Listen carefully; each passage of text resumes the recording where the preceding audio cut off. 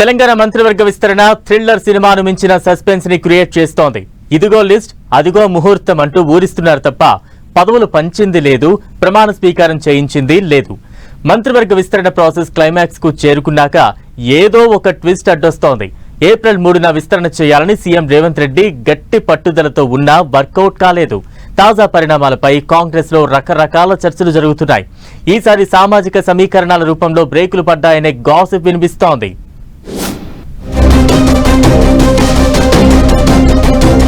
Telangana cabinet విస్తరణకు మళ్లీ బ్రేకులా? Climax విస్తరణకు బ్రేకులు వేస్తున్న ట్విస్టులేంటి? మరి మంత్రివర్గ విస్తరణ జరిగేదెప్పుడు? ఒకటే టెన్షన్, సినిమాను తలపించే ఉత్కంఠ, అనేక మలుపులు, ఎన్నో డిమాండ్లు, రోజుకో కొత్త పేరు, సామాజిక కోణాలు, ఇలా ఒక్కోసారి ఒక్కో అంశంతో వాయిదా పడుతూ వస్తోంది తెలంగాణ కేబినెట్ విస్తరణ. 3న కేబినెట్ విస్తరణ పక్కా అంటూ ఉగాది ముందు వచ్చిన లీకులతో ఆశావహులు ఆశల పల్లకిలో ఊగిపోయారు. కానీ ఆ ముహూర్తం కూడా మించిపోవడంతో వారంతా డీలా పడిపోయారట. కర్ణుడి చావుకి 1,00,000 కారణాలన్నట్లు తెలంగాణ మంత్రివర్గ విస్తరణకు కూడా అన్ని అడ్డంకులు ఎదురవుతున్నాయి. ఏడాదిన్నర కాలంగా వాయిదాలతో సరిపెట్టుకుంటూ వస్తున్న విస్తరణ ఈసారి ఖచ్చితంగా చేసి తీరాలని సీఎం రేవంత్ తో పాటు ఏఐసీసీ నేతలు కూడా డిసైడ్ అయ్యారు. ఏప్రిల్ 3న ముహూర్తం కూడా పెట్టారు. ఆశావహుల జాబితాను వడపోసి 4 పేర్లను ఫిక్స్ చేశారు. ఇక ప్రమాణ స్వీకారమే ఆలస్యమన్నారు. కానీ క్లైమాక్స్ లో విస్తరణకు మళ్లీ బ్రేక్ పడింది.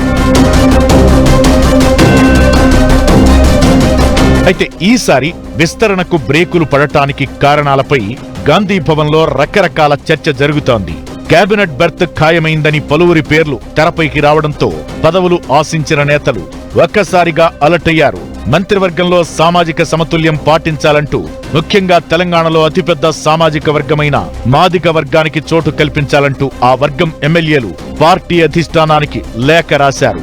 ఇటు లంబాడా సామాజిక వర్గం ఎమ్మెల్యేలు సైతం తమకు కేబినెట్ లో ఛాన్స్ కల్పించాలనే డిమాండ్ను హైకమాండ్ ముందు పెట్టారు. ఇక గ్రేటర్ పరిధిలో ఒక్కరికైనా మంత్రివర్గంలో ఛాన్స్ కల్పించాలంటూ రంగారెడ్డి జిల్లా ఎమ్మెల్యేలు పోరు చేస్తున్నారు. మంత్రివర్గంలో రంగారెడ్డి జిల్లాకు ప్రాతినిధ్యం కల్పించాలంటూ సీనియర్ నేత జానారెడ్డి సైతం కేంద్రానికి లేఖ పంపించారు. మరో సీనియర్ నేత దొంతి మాధవరెడ్డి సైతం మంత్రివర్గంలో ఛాన్స్ ఇవ్వాలని పట్టుబడుతున్నారు.